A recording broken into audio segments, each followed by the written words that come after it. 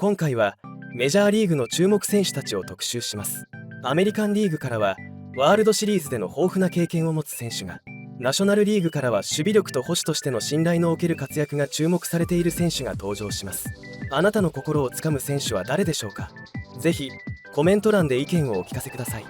今回はこちらの話題を詳しく解説している番組の翻訳をお届けいたします。それではご覧ください。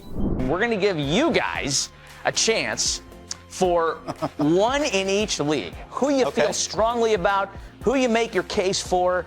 I mean, I can just feel the Gunnar Henderson coming off you right now, Jake. But go ahead, you take the pulpit first, and you stump and make your case for one All-Star in each league. All right, one All-Star in each league. I'm going to start with the American League, and I am a big believer in the second half, and what happened last year also plays into this decision-making process.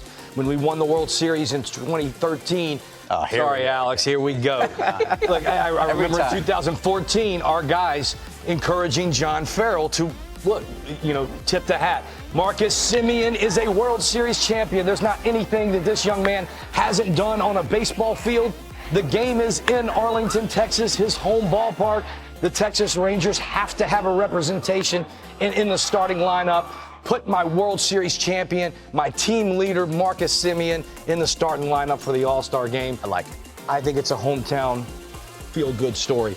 In the National League, this was tough for me. And Alex, you're going to like me here. I love catchers, buddy. And I love JT Realmuto in Philadelphia. Why I love him is we certainly knows what he does on offensive side of the ball. But catching this staff, getting the bullpen, the different looks through the games, he's been a huge part defensively. And he plays every day, Alex. This young man, night game after day game, I can't tell you how many times I've seen him. And you know that has to do with his relationship with the starting pitcher who's pitching in that day game. I watch him turn around, and after a night game, you're talking about catching 9 innings, turn around and do it again. My man deserves to start the All-Star. Remind me, who was the other finalist at catcher in the National League? Contreras in Milwaukee, who's done an outstanding job as well. That's a tough one. Holy cow. I went with veteran. A lot of passion there, Jake. Contreras is going to have a few more to come. I love it. All right, Alex, give us two guys. Here we go. Right, I'm going to give you two guys. My first guy in the American League, I'm going to go Stephen Kwan. This guy has impressed me so much, and you talked about him earlier.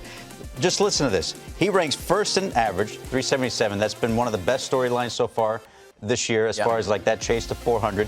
But then he's first in on-base percentage, 9th in slugging. Only other players with the highest OPS: Judge, Ohtani, Henderson, Soto. So his slugging percentage goes up.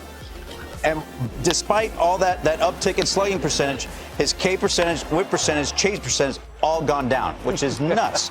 Not to mention, he plays good defense. I mean, what more do you want? And I think he's been one of the best stories of the first half, and I think for sure should definitely be starting in the All-Star game. You have my vote, sir. Yeah. Give me a National Leaguer. National League guy that I played with, former teammate of mine, Ketel Marte. I think he's one of the most dynamic players in baseball. He can do it all: base running, defense, he can hit. Switch hitter. I mean, he's been the bright spot for the Diamondbacks that have been kind of off to a slow start this year so far. But highest OPS out of all qualified second basemen, leads all second basemen in extra base hits as well. He's in the top 5 in the National League at 152 total bases. And he's also, right now, he is the best defensive player at any position in Major League Baseball. Ooh, that's firm. Who's the other second baseman that was a finalist in the National League? For me, it doesn't matter. It's Ketel Marte either way. Wow. All right. Right. I think it was Luis Arraez. You have my vote there, sir. Ketel Marte. I'll vote for Ketel Marte. Russ, give me two guys, man. Here we go. All right. I feel like my dad. My dad's a pastor. He does this a lot more than I do. I should have said no Chicago players. No, you don't have to worry about that. Okay. We're going to start in the American League, and we're going to go with third baseman Jordan Westburg, a guy that people are learning about for the first time, one of the baby birds there in Baltimore. He has been great. He's been so good. They moved Gunnar Henderson, who's been maybe one of the best players in all Major League Baseball, down to the cleanup spot so Jordan Westburg could be their leadoff hitter. He's currently second in weighted runs created plus at 160, second in OPS at 914, tied for first in outs above average with +5, and sixth in defensive runs saved at +3.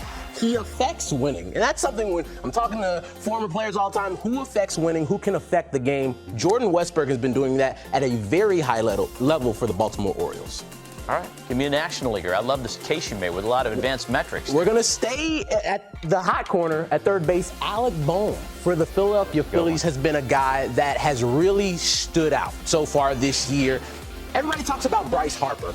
As well you should, at the other side of the infield. But Alec Bohm has been a guy that's made things very easy in the middle of that Phillies order. He started to put together that power that many people thought they'd see coming out of the draft. Number 3 overall, you see him, you say, oh, is that Troy Glaus for the old guy for the Angels that you see hitting balls out of the ballpark? Second in hits, first in doubles, first in RBIs, first in weighted runs created plus, first in OPS. Alec Bohm has been doing it and doing it well in Philadelphia. He should start at third base. 今回の動画はいかがでしたか？ぜひご意見ご感想をコメント欄までお願いいたします。このチャンネルでは日本人メジャーリーガーの最新情報など海外の番組の翻訳をお届けしています。面白いと思っていただけましたらよかったら高評価とチャンネル登録をお願いします。どんな情報をお届けしたら喜んでいただけるかぜひお聞かせください。それではまた次回の動画でお会いいたしましょう。